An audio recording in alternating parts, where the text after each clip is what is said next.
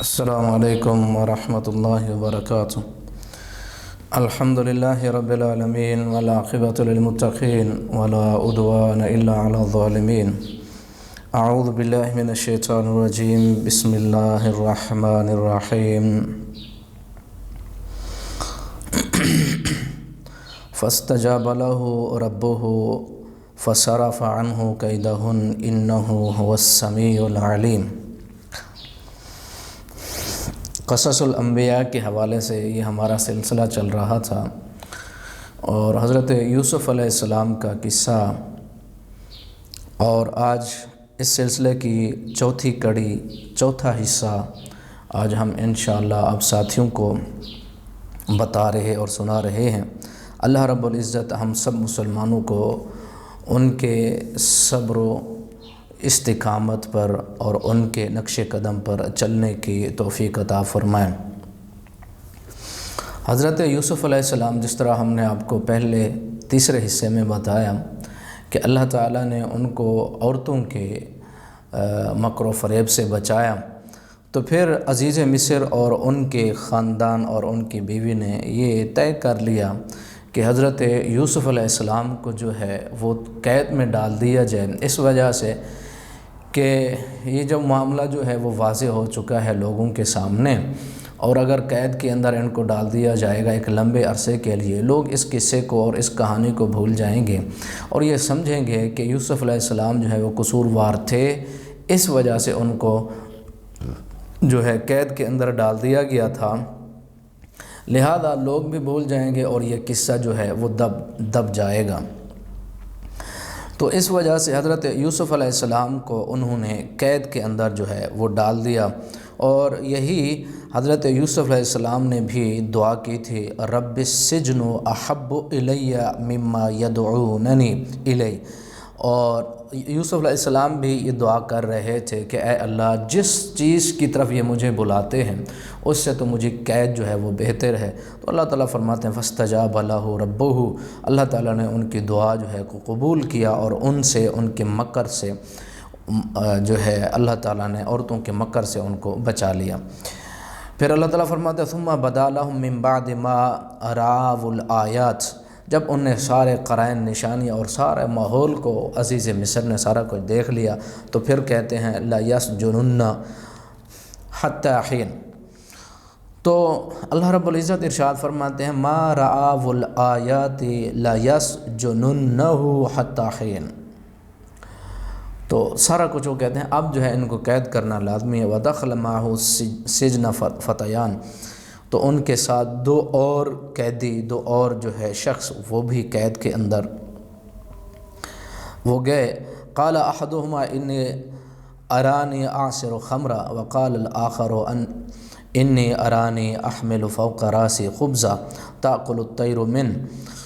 تو حضرت یوسف علیہ السلام کے ساتھ دو ساتھی اور تھے قید کے اندر، وہ دونوں نے خواب دیکھا، اور ایک کا خواب یہ تھا، اس نے کہا کہ میں شراب جو ہے وہ نچوڑ رہا ہوں، دوسرے نے کہا کہ میرے سر کے اوپر جو ہیں وہ روٹی ہیں، پرندے اس سے کھا رہے ہیں، تو اب ہمیں جو ہے وہ اس خواب کی تعبیر بتائیں۔ تو حضرت یوسف علیہ السلام نے ارشاد فرمایا میں اس کی تعبیر بتاتا ہوں۔ تو یوسف علیہ السلام نے ان کو تعبیر بتائی۔ تعبیر بتانے سے پہلے فرمانے لگے انی ترکت ملت قوم، اس قوم کی جو سوچ ہے، جس کی وہ پوجا کرتے ہیں، جو جس قسم کے ان کے طور طریقے، وہ سارے میں نے چھوڑ دیے ہیں۔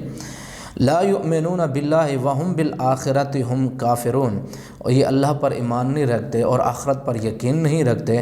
واتبعت ملت آبائی ابراہیم و اسحاق و یعقوب، میں اپنے آباء و اجداد ابراہیم، یعقوب اور اسحاق علیہ السلام اور یعقوب علیہ السلام کی اتباع اور پیروی کرتا ہوں۔ ما کان لنا ان نشرک باللہ من شیء ذلک من فضل اللہ علینا وعلی الناس ولکن اکثر الناس لا یشکرون۔ تو اس وقت انہوں نے ان کو تعبیر بتانے سے پہلے اللہ کی توحید کی تبلیغ کی۔ مطلب ایک اصول یہاں یہ کہ ان کا مطالبہ تھا کہ آپ ہمیں تعبیر بتائیں، تو تعبیر سے پہلے اب ان کو یہ کام تو ضرور تھا، بغیر تعبیر کے وہ جا نہیں سکتے تھے، تو حضرت یوسف علیہ السلام نے ان کو وہ توحید سکھائی کہ میں اس قوم کی طرح کا ایمان نہیں رکھتا جو شرک کرتے ہیں، میں اپنے آباء و اجداد کے ایمان کی طرح ایمان رکھتا ہوں۔ اور انہوں نے توحید سکھائی اور کہنے لگے یا صاحب السجن ارباب متفرقون خیر ام اللہ الواحد القہار، فرمانے لگے اے میرے قید کے دو ساتھی، آپ مجھے یہ بتائیں کہ کیا جو متفرق رب اور خدا، کوئی بخار کا، کوئی خوشی کا، کوئی غمی کا، کوئی بیٹے کا، کوئی بیٹی کا، یہ سارے خدا بہتر ہیں یا ایک واحد جو خالق اور مالک، جو اصل حقیقی معبود ہے وہ بہتر ہے؟ توحید کی ساری دعوت دی۔ فرمانے لگے ان الحکم الا للہ امر اللہ تعبد الا ایہ ذالک الدین القیم ولکن اکثر الناس لا یعلمون، ساری توحید کی تبلیغ کی۔ تو پھر آگے جو ہے وہ خواب کی تعبیر بتائے، فرمایا اما احدکما فیسقی ربہ خمرا، تم میں سے ایک اپنے مالک کو شراب پلائے گا۔ اب یہاں دوسرے کی تعبیر بتائی، وَأَمَّا الْآخَرُ فَيُسْلَبُ فَتَأْكُلُ الطَّيْرُ مِنْ رَأْسِهِ قُضِيَ الْأَمْرُ الَّذِي فِيهِ، فرمایا کہ ایک آدمی ہے جس کو سولی دی جائے گی اور یہ معاملہ ایسا ہے جو ہو کر رہے گا، یہ فیصلہ اٹل ہے۔ دوسرا اپنے مالک کو شراب پلائے گا۔ یہاں مسئلہ جو ہے سوچنے والا یہ ہے، فرمایا اما احدکما فیسقی ربہ خمرہ،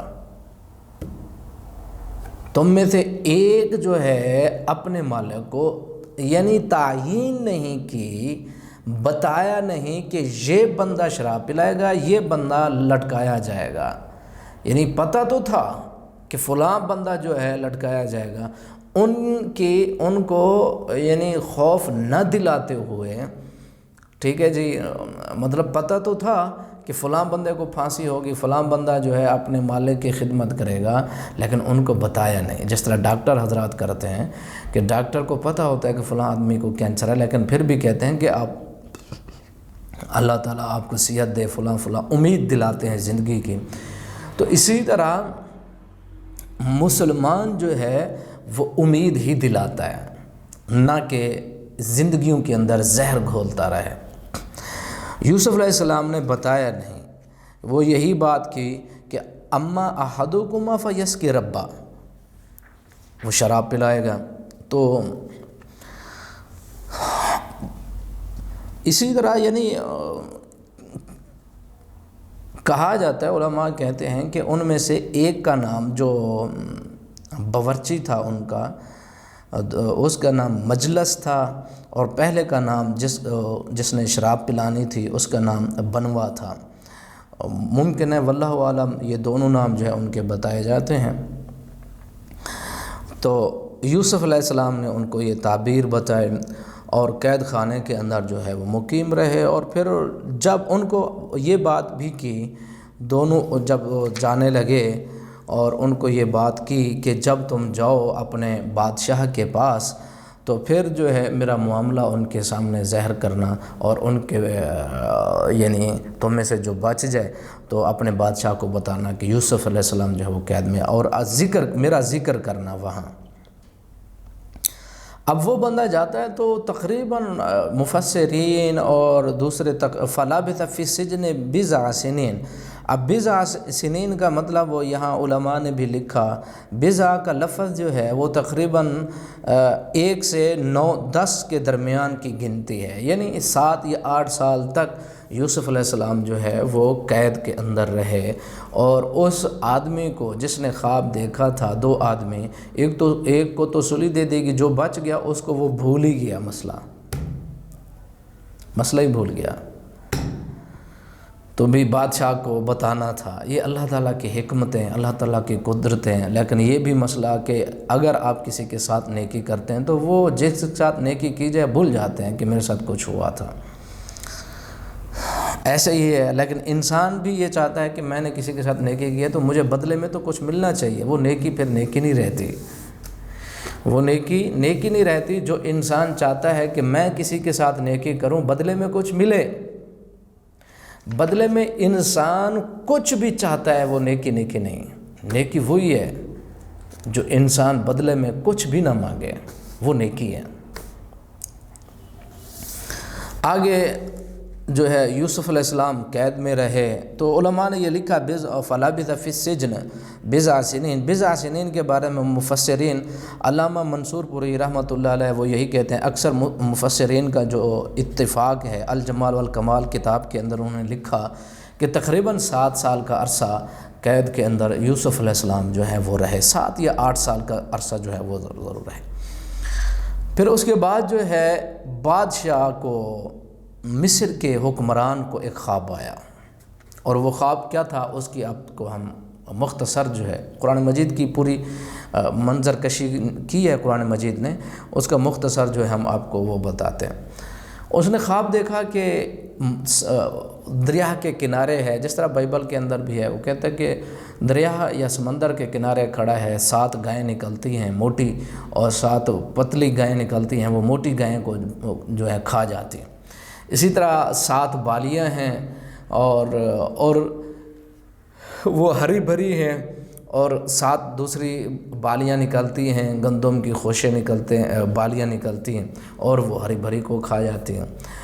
تو بادشاہ گھبرا جاتے ہیں اور وہ سارا کچھ جو ہے اپنے تعبیر بتانے والے لوگوں کو جو ہے وہ بلاتا ہے، پوچھتا ہے. وہ کہتے ہیں اضغاث احلام، یہ جو ہے آپ کی پراگندہ سوچ ہے، یہ کوئی مرتب ترتیب یا کوئی پرمغز یا مطلب بامانہ کوئی خواب نہیں ہے.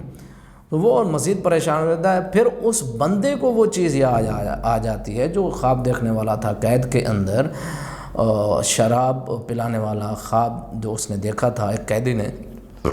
اس نے کہا کہ مجھے آپ چھوڑیں، میں ایک بندے کو جانتا ہوں. یوسف علیہ السلام کے پاس پہنچا، اس نے کہا آپ بڑے کریم ہیں، آپ مجھے خواب کی تعبیر بتا دیں. تو یوسف علیہ السلام نے وہ خواب کی پوری تعبیر بتا دی. پھر کہا، کوئی مطالبہ بھی نہیں کیا. پھر جب وہ تعبیر بتائی گئی تو بادشاہ نے اس کو مجھے لے آؤ. تو وہ سارا قصہ قرآن مجید نے بیان کیا. اللہ رب العزت ارشاد فرماتے ہیں وقال المالک انی ارا 7 بقرات سمان یأکلہن 7 عجاف و7 سنبلات خضر. اللہ تعالیٰ فرماتے ہیں 7 بادشاہ نے وہ 7 گائیں دیکھی موٹی، ان کو پتلی جو ہیں وہ ہلکی پھلکی جو گائیں ہیں وہ موٹی گایوں کو وہ کھا رہی ہیں، اور 7 بالیاں جو سر سبز ہیں وہ یابسات جو ہیں وہ ان کو کھا رہی ہیں. یا ایھا المالا افتونی فی رؤیا یا ان کنتم لرؤیا تعبرون.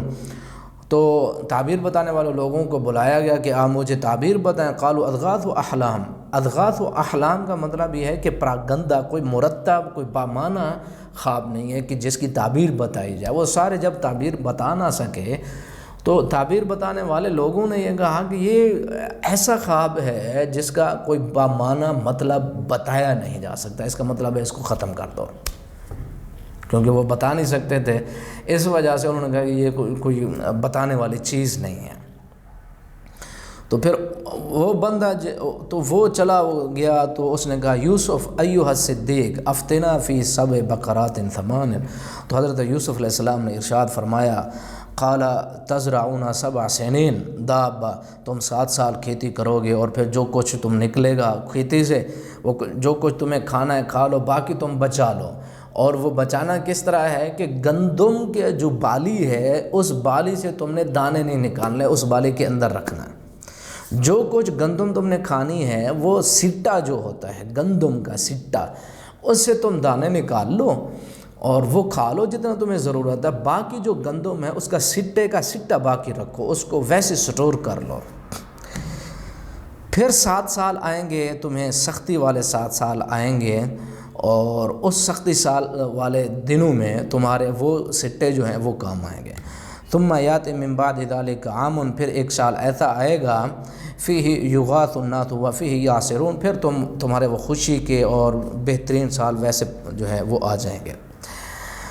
تو اہل کتاب کہتے ہیں کہ یہ خواب جو ہے وہ ایک دریا کے کنارے، بائبل کے اندر ویسے جس طرح ہم نے آپ کو تفصیل جو ہے وہ بتائی. تو یوسف علیہ السلام نے بغیر شرط کے جو ہے یہ سارے کا سارا مسئلہ جو ہے وہ بتا دیا. اب بادشاہ نے حضرت یوسف علیہ السلام کو جب یہ تعبیر بتائی تو یوسف علیہ السلام کو جو ہے وہ مطلب بلا لیا گیا. بادشاہ نے بلایا اور واپس جب وہ بندہ گیا کہ آپ کو بادشاہ جو ہیں وہ بلا رہے ہیں۔ تو وقال المالک مالک کو ائتونی بہ، اسے میرے پاس لے۔ فلما جاء، تو جب اس کے پاس فلما جاءہ الرسول قال ارجع الی ربک فاسألہ ما بال النسوہ، تو یوسف علیہ السلام کے پاس جب ایلچی پہنچے تو انہوں نے کہا جاؤ پہلے پوچھو کہ ان عورتوں کا کیا بنا جنہوں نے یوسف علیہ السلام کو پھسلانے کی کوشش کی تھی۔ تو ان ربی بکیدہن علیم، میرا رب ان کی سازشوں کو جانتا ہے، تو جنہوں نے یوسف علیہ السلام کو بہکانے کی کوشش کی تھی۔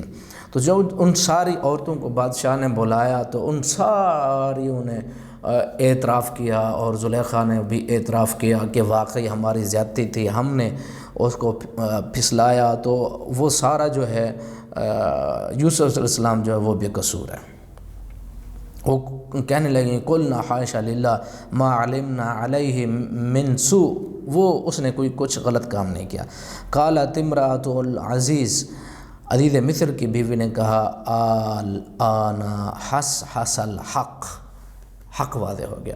حس کہتے ہیں اصل میں یعنی جو سچ ہو نا اس کو پوشیدہ کر دو، پھر اسی چیز کو قرید کر کے، یعنی مثال کے طور پر آپ مثلا میں مثال دے رہا ہوں، اگر آپ کسی چیز کو مٹی کے اندر دفن کر دیتے ہیں، پھر کوئی بندہ آتا ہے اسی مٹی کو یعنی مٹی کو سائڈ پہ کر دیتا ہے، قرید کرتا ہے، پھر وہاں سے کوئی چیز نکل آتی ہے، سونا نکل آتا ہے، تو مطلب اس کا مطلب یعنی جو چیز سونا چھپایا گیا تھا وہ مل گیا۔ تو حس الحق، حق واضح ہو گیا، یعنی حق کو چھپایا گیا تھا۔ حس الحق، اب حق جو ہے قریدنے سے، چھان بین کرنے سے، تفتیش کرنے سے واضح ہو گیا۔ جب یہ سارے قرائن اور ذرائع اور وسائل اور ہر ایک چیز سے واضح ہو گیا، اب وہ کہنے لگی، جب حق واضح ہو گیا تو اس نے کہا وَإِنَّهُ لَمِنَ الصَّادِقِينَ، وہ سچا ہے، یہ ساری چیزیں اور خیانتیں وہ میری طرف سے تھیں۔ اور وہ کہنے لگی وَمَا أُبَرِّئُ نَفْسِي إِنَّ النَّفْسَ لَأَمَّارَةٌ بِالسُّوءِ إِلَّا مَا رَحِمَ رَبِّي إِنَّ رَبِّي غَفُورٌ رَحِيمٌ۔ تو حضرت یوسف علیہ السلام، اکثر مفسرین یہ کہتے ہیں کہ یہ یوسف علیہ السلام کا کلام ہے کہ ذَلِكَ لِيَعْلَمَ أَنِّي لَمْ أَخُنْهُ بِالْغَيْبِ، کہ یوسف علیہ السلام نے یہ ارشاد فرمایا کہ میں یہ کام اس وجہ سے کر رہا ہوں کہ ساری عورتوں کو بلواؤ، ان کا معاملہ کیا تھا وہ اپنا بیان دیں کہ یوسف علیہ السلام نے کیا کیا، یہ سزا کیوں ہوئی، یہ کیا مسئلہ تھا، کیوں یہ ساری گواہیاں کیوں، اس وجہ سے تاکہ عزیز مصر جو یعنی جس کے گھر کے اندر میری پرورش ہوئی، تاکہ اس کو پتہ چلے ذالک لیعلم انی لم اخنہ بالغیب، کہ اس کی عدم موجودگی میں میں نے خیانت نہیں کی، وان اللہ لا یہدی کید الخائنین، اللہ تعالیٰ خیانت کرنے والوں کی سازشوں کو جو ہے وہ ہدایت یا ان کی مدد نہیں کرتا۔ وما ابرئ نفسی، اور یہاں پھر حضرت یوسف علیہ السلام ارشاد فرماتے ہیں کہ میں اپنے نفس کی پاکیزگی اور تزکیہ نہیں دے رہا۔ یہاں بڑی بات، ایک بہت بڑا اصول ہے، ان النفس لامارۃ بالسوء الا ما رحم ربی، یہاں ایک بہت بڑا اصول ہے، ان ربی غفور رحیم۔ حضرت یوسف علیہ السلام پیغمبر ہیں، نبی اور رسول ہیں۔ نبوت اور رسالت کی حفاظت اللہ رب العزت خود کرتے ہیں، اور اللہ رب العزت اپنے انبیاء اور رسولوں کو ایسے مطلب گناہوں میں اور اس قسم کی چیزوں میں مبتلا اور ملوث نہیں ہونے دیتے۔ اللہ رب العزت کے لشکر ان پیغمبروں اور رسولوں کی حفاظت کرتے ہیں۔ اصول اور ضابطہ یہ ہے کہ اللہ کے پیغمبر اور رسول جو ہیں وہ اس آزمائش کے اندر کامیاب ہو کر نکل چکے بالکل، لیکن اس کے باوجود کہتے ہیں، جب انہوں نے کہا کہ میں اپنے آقا یعنی جن کے گھر کے اندر میں نے پرورش پائی ہے، میں ان کو کہتا ہوں کہ آپ کی عدم موجودگی میں نے خیانت نہیں کی، یعنی میں امانت دار۔ پھر کہتے ہیں کہ میں اپنے نفس کے بارے میں یہ نہیں کہتا کہ میں پاکیزہ ہوں، میں انسان ہوں۔ انسان کا جو امارہ، نفس امارہ، وہ برائی پر ابھارتا ہے، انسان سے غلطی ہو سکتی ہے۔ پیغمبر ہونے کے باوجود اپنے جو انسان کی بناوٹ ہے اس بناوٹ کے خلاف نہیں جا رہے، فرما رہے ہیں انسان غلطی ہو سکتی ہے، مانتے ہیں، لیکن فرماتے ہیں الا ما رحم ربی، لیکن اللہ جس پر رحم کرے اللہ تعالیٰ اس کو تو بچا لیتا ہے نا۔ یہ کریڈٹ سارا اپنے آپ کی طرف نہیں لے جا رہے، اللہ کی رحمت کی طرف جا رہے ہیں۔ ہم انسان آج کیا کہتے ہیں، کہتے ہیں نہیں میں جھوٹ بول ہی نہیں سکتا، مجھ سے ہو ہی نہیں سکتا، میں کر ہی نہیں سکتا، کیسے ممکن ہے، میری زندگی جو ایسی ہے میں کر سکتا، نہیں ممکن ہی نہیں، کسی سے بھی پوچھ، ایسا نہیں ہے۔ انسان ہو تو ممکن ہے، انسان ہو، انسان سے ممکن ہے، لیکن یہ ہے کہ اپنے تزکیے مت دو۔ اللہ تعالیٰ انسان جو مسلمان جو ہے وہ اللہ تعالیٰ کے سامنے ہاتھ جوڑ کے کھڑا ہو جائے، انسان کہے اے اللہ میں گناہ گار ہوں، اے اللہ خطا کار ہوں، اے اللہ میں توبہ کرتا ہوں، آئندہ اے اللہ میں گناہ نہیں کروں گا۔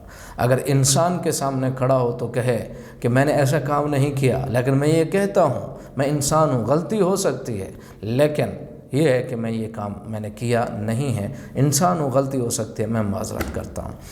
تو یہ جو طریقہ ہے یہ انبیاء کا طریقہ ہے کہ میں ایسا کام، میں نے خیانت نہیں کی، لیکن میں اپنے نفس کا نہیں، انسان ہو سکتے ہیں، ممکن ہے کوئی اب بھول چوک سے کوئی کچھ ہو گیا ہو، لیکن یہ ہے کہ میں نے کی نہیں۔ اللہ تعالیٰ جس پر رحم کرتا ہے الا ما رحم ربی، تو یوسف علیہ السلام نے ارشاد فرمایا میں نے خیانت نہیں کی، پکی بات ہے میں نے کچھ نہیں کیا، لیکن میں یہ بھی نہیں کہتا کہ میں مطلب انسان نہیں ہوں، ممکن ہے، ممکن تو ہے لیکن میں نے کی نہیں، تو کیونکہ اللہ تعالیٰ میری حفاظت کرنے والا ہے۔ ان ربی غفور الرحیم، میرا رب جو ہے وہ خالق اور مالک میرے اوپر بڑا رحیم ہے۔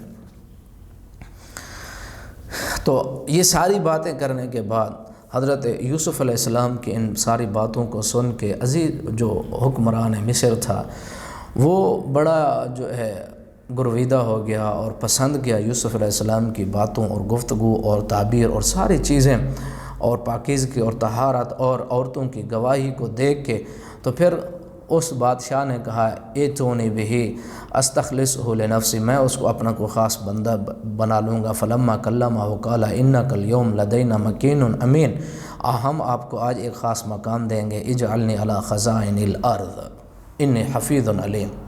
تو اس وقت یوسف علیہ السلام نے کہا کہ میں آپ کو ایک خاص مقام عہدہ فلاں فلاں، جب اس نے یہ کہا تو یوسف علیہ السلام نے ارشاد فرمایا اگر آپ چاہتے ہیں کہ میں آپ کے ہاں کام کروں اور آپ چاہتے ہیں کہ میں ایسا ہوں، تو پھر میں یہ چاہتا ہوں کہ آپ مجھے اپنے خزانوں کے اوپر امین مقرر کر دیں۔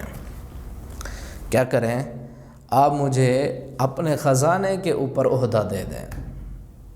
اب عہدہ مانگنا بعض احادیثوں کے اندر آتا ہے جو بندہ عہدہ مانگے اس کو نہ دو، لیکن اب قرآن مجید کہتا ہے کہ اجعلنی علی خزائن الارض، تو یوسف علیہ السلام نے مانگا کہ مجھے یہ عہدہ دو۔ یہ اس وقت ہے کہ جب جو عہدہ دینے والے لوگ ہیں، جو حکمران ہیں، جو صاحب اختیار اور اقتدار کے لوگ ہیں، جب ان کو پتہ چل جائے کہ اس بندے کے اندر کوالٹیز، خصوصیات ہیں، اس بندے کے اندر جو ہیں وہ خوبیاں ہیں، اس بندے کے اندر کوالٹیز ہیں، یہ بندہ امین ہے، مطلب سارے اس کے اندر خوبیاں موجود ہیں، وہ چاہتے ہیں کہ یہ بندہ ہمارے ساتھ کام کرے، تو پھر یہ بندہ کہے کہ اگر مجھ سے آپ کام کروانا چاہتے ہیں تو میں کس جگہ پہ کام کرنا چاہتا ہوں، اور اس جگہ پہ کہ جس جگہ پہ پوری امت کو، پورے لوگوں کو، پوری مخلوق کو فائدہ ہو، تو پھر عہدہ مانگ سکتا ہے کہ میں فلاں جگہ پر کام کروں گا تو فائدہ ہوگا آپ لوگوں کو، تو وہ مانگ سکتا ہے۔ تو انی حفیظ، کیونکہ وہ کہتے ہیں کہ میں حفیظ بھی ہوں اور علیم بھی ہوں، میں حفاظت بھی کروں گا اور مجھے علم بھی ہے، میں جانتا بھی ہوں۔ وَكَذَلِكَ مَكَّنَّا لِيُوسُفَ فِي الْأَرْضِ، اللہ تعالیٰ فرماتے ہیں پھر ہم نے اسی طرح یوسف علیہ السلام کو زمین دی، زمین پہ جگہ دی ہیں جی۔ اسی طرح کس طرح یہ کذالک، اسی طرح کس طرح، یہ پورا قصہ آپ دیکھیں پھر اس طرح، اسی طرح کس طرح، یعنی اسی طرح میں پورے کا پورا پیچھے قصہ ہے، پس منظر ہے پورا۔ دیکھیں اللہ تعالیٰ نے کیسے راستے سیدھے کیے، ہم نے زمین دی، پھر ہم نے جگہ دی، پھر یوسف علیہ السلام جس طرح جہاں چاہتے وہ اپنی مرضی سے چلتے پھرتے تھے، حکومت دی، پورا تخت دیا اور خزانے کا مالک بنا دیا۔ کذالک، ہم اسی طرح دیتے ہیں، مکنہ، زمین پر تمکن جو ہے زمین پر اختیار اقتدار جو دیتے ہیں ہم اسی طرح دیتے ہیں۔ اللہ رب العزت ارشاد فرماتے ہیں یتبوأ من حیث یشاء نصیب برحمتنا من نشاء، اور ہم اپنی رحمت سے جس کو چاہتے ہیں رحمت سے نوازتے ہیں، ولا نضیع اجر المحسنین، محسنین کا اجر ہم ضائع نہیں کرتے، محسنین کا اجر ضائع نہیں کرتے۔ یہ کیسے ممکن ہے کہ ایک مسلمان اللہ تعالیٰ کا فرما بردار ہو، اللہ اور اس کے رسول کا وفادار ہو، وہ اپنے دل اور دماغ اور بیوی اور بچے اور اولاد اور مال اور دولت اور دن اور رات اور پسینہ اور خون، وہ سارا اللہ اور اس کے رسول، اور وہ دنیا آخرت کے اندر ضائع ہو جائے؟ مستحیل، ناممکن ہے، ہو نہیں سکتا ہے۔ اللہ تعالیٰ فرماتے ہیں لا، محسنین کے اجر کو ہم ضائع نہیں کرتے، محسنین کے اجر ضائع نہیں ہوتے، ان کی محنتیں ضائع نہیں ہوتے، ان کی قربانیاں ضائع نہیں ہوتی۔ حضرت ابراہیم علیہ السلام کی قربانیاں جو ہیں پوری انسانیت سے زیادہ ہیں، ان کا اجر کیا ہے؟ قیامت تک اللہ تعالیٰ نے ان کے کاموں کو نشان بنا دیا۔ نسل انسانی آئے گی، انہی کے طریقے کے اوپر جو ہے وہ عمل کرے گی، قربانی کرے گی، اور ان کے جو ہے جس طرح ان کی بیوی نے، زوجہ محترمہ نے مطلب بھاگ کے وہ عمرہ ویسے ہی کیا جائے گا، صفا مروہ کی صحیح ویسے ہی کی جائے گی قیامت تک۔ اللہ تعالیٰ محسنین کے اجر کو ضائع نہیں کرتے۔ کسی ایسا انسان جو اللہ اور اس کے رسول کا وفادار ہو، وہ ضائع نہیں ہوتا دنیا میں، نہ آخرت میں ضائع ہوتا ہے، اس کی ایفرٹس اور کوششیں کبھی ضائع نہیں ہوتی، کبھی نہیں ہوتا ہے۔ لیکن ہم انسان، ہم مسلمان جھوٹ کو پسند کرتے ہیں، دنیا اور دکھلاوا اور زہری چیز جو نظر آتی ہے، چمک اور دھمک، اور پھسل جاتے ہیں، اور اس کے پیچھے جو چھپی حقیقت اور سچ ہوتا ہے اور ایک ٹھوس اور مضبوط چیز ہوتی ہے اس کو چھوڑ دیتے ہیں۔ ہمارا جگر اور دل اور دماغ اس کو پسند نہیں کرتا ہے۔ آج کی دنیا دل اور دماغ کو چندھیا دینے والی جو چیزیں ہیں اس کے اوپر دل جو ہے پھسل جاتا ہے، اور پھسل جب جاتا ہے تو زہری چیز پر ہم اپنا دل دے بیٹھتے ہیں، اور پھر دنیا بھی گئی ہاتھ سے، آخرت بھی گئی۔ جو مسلمان آخرت پر یقین رکھتے ہیں کبھی بھی وہ زہری چیزوں کے اوپر نہ ایمان لاتے ہیں، نہ زہری کام کرتے ہیں، اور نہ وہ اتنا ناپختہ کام کرتے ہیں کہ وہ آج کام کیا تو کل ختم، کل کیا تو پرسوں ختم، نہیں، بلکہ پائیدار کام کرتے ہیں، مسلسل کرتے ہیں، آخرت پر ان کی نظر ہوتی ہے۔ اللہ رب العزت ارشاد فرماتے ہیں وَالْأَجْرُ الْآخِرَةِ خَيْرٌ لِلَّذِينَ آمَنُوا وَكَانُوا يَتَّقُونَ، اور پھر آخرت، اجر تو آخرت کا، یہ تو اجر دنیا کا تھا نا، اصل اجر تو آخرت کا اجر ہے، اور وہ اجر جو ہے مومنین کے لیے بہت بڑا اجر ہے۔ وَكَانُوا يَتَّقُونَ، کیوں اجر کیوں ہے؟ اس وجہ سے کہ وہ متقی تھے، پرہیزگار تھے۔ تو ایک بات یہ کہ اہل کتاب مصر کے حکمران کو فرعون کہتے تھے۔ فرعون جو ہے یہ ایک لقب ہے، کسی ایک شخص کا نام نہیں ہے، یہ بات یاد رکھیں۔ فرعون جو ہے وہ کسی ایک شخص کا نام نہیں ہے بلکہ ایک لقب ہے، اور مصر کا جو بھی بادشاہ ہوتا اس کو فرعون کہتے تھے، جس طرح ایران کا جو بھی بادشاہ ہوتا اس کو کسریٰ کہتے تھے، اور اسی طرح روم کا جو بھی بادشاہ ہوتا اس کو قیصر کہتے تھے، اور ترکی کا جو بادشاہ ہوتا اس کو خاقان کہتے تھے۔ تو اسی طرح جو مصر کا جو بادشاہ ہوتا تھا اس کو کیا کہتے تھے؟ فرعون کہتے تھے۔ تو یہ فرعون جو ہے ایک لقب ہے، کسی ایک بادشاہ کا نام نہیں ہے۔ تو بادشاہ نے وہ لباس پہنایا، ساری چیزیں، وہ سارا کام کیا، اور ان کو جو ہے وہ جو حضرت یوسف علیہ السلام نے ارشاد فرمایا ان کو وہ سلطنت دے دی۔ اہل کتاب نے یہ بات لکھی۔ اب مجاہد کہتے ہیں، تفسیر ابن کثیر کے اندر ان کا ایک قول موجود ہے، وہ کہتے ہیں کہ مصر کا جو بادشاہ تھا ریان بن ولید، یوسف علیہ السلام کے ہاتھ پر اسلام لے آیا تھا، یہ تفسیر ابن کثیر کے اندر ایک قول موجود ہے مجاہد رحمۃ اللہ علیہ کے حوالے سے، وہ کہتے ہیں جو مصر کا جو بادشاہ تھا یوسف علیہ السلام کے وہ مسلمان ہو گیا تھا، واللہ عالم۔ ایک تفسیر موجود ہے، ایک قول موجود ہے۔ اب اس کے بعد جو ہے وہ 61 سالی کا وقت شروع ہوتا ہے، اور وہ دور اور وہ پیریڈ آتا ہے کہ جن اوقات جن وقتوں کے اندر وہ چیزیں پیدا ہوگی، وہ 61 سالی اور وہ سارا سلسلہ شروع ہوا، تو اس سلسلے کے اندر جو ہے وہ 61 سالی پیدا ہوئی، تو حضرت یوسف علیہ السلام کے جو بھائی تھے وہ گندم لینے کے لیے آئے، تو حضرت یوسف علیہ السلام نے ان کے ساتھ کیا کیا، وَجَاءَ إِخْوَةُ يُوسُف قَدْ خَلُوا عَلَيْهِ فَعَرَفَهُمْ وَهُمْ لَهُ مُنْكِرُونَ۔ حضرت یوسف علیہ السلام نے تو پہچان لیا اپنے بھائیوں کو، لیکن وہ نہیں پہچان سکے، حضرت یعقوب علیہ السلام نے اپنے بیٹوں کو بھیجا کہ گندم لینے کے لیے، کہ جو اپنے بھائی تو نہیں پہچانا، تو نہیں، یہ ضرور پتا تھا کہ مصر کا بادشاہ حکمران ہمدرد ہے، اور وہاں گندم جو ہے وہ سستی میں یا پھر فری میں، جس طرح بھی گندم وہاں موجود ہے، بہرحال میرے لیے جاؤ تم۔ وہاں پہنچے، وَلَمَّا جَهَّزَ بِجَهَازِهِمْ، جب وہ ساری تیاری ہوئی تو انہوں نے بنیامین کے جو ہے ساز و سامان میں اپنا ایک جو ہے پیالہ وہ رکھ دیا، تو پھر وہ سارا سلسلہ پھر ان کو یعنی تلاشی کی گئی، اور بنیامین کے سے وہ سامان نکلا، تو انہوں نے کہا آپ سزا جو ہے ہمیں دے لیں، ان کو آپ چھوڑ دیں۔ کہتے نہیں، ہمارا قانون یہ ہے کہ جو چیز جس کے سامان سے نکلے اسی کو سزا ملتی ہے۔ تو وہ کہتے ہیں ہاں اس کا بھائی بھی ایسے چوری کرتا تھا، جھوٹ بولتے، تو پھر بنیامین کو انہوں نے رکھ لیا۔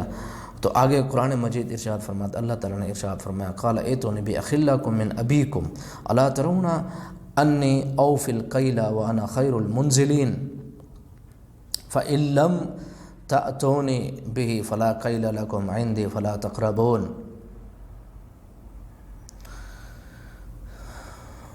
تو جب پہلی دفعہ آئے تو یوسف علیہ السلام نے ارشاد فرمایا تم اپنے بھائی کو بھی ساتھ لے کر آنا، اگر تم لے کر نہ آئے تو میں تمہیں گندم نہیں دوں گا۔ تو انہوں نے کہا ٹھیک ہے ہم لے کر آئیں گے۔ تو